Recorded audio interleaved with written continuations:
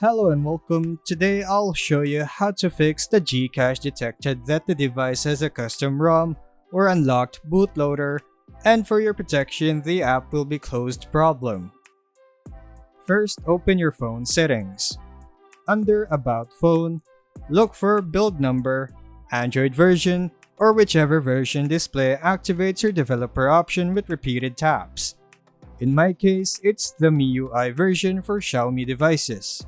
Tap continuously about 5 times, and depending on your device, it will ask for your lock screen, PIN, or password, or you'll see a message that developer options has been unlocked.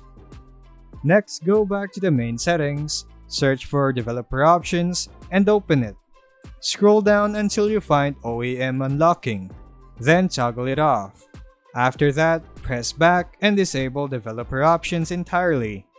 You can't open GCash with developer options toggled on. Finally, restart your phone. Once it's back on, try opening GCash again.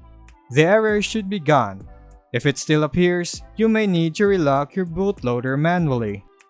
And that's how you fix the custom ROM or unlock bootloader error on GCash, which is best done by a trained technician. Thanks for watching and I'll see you in the next video.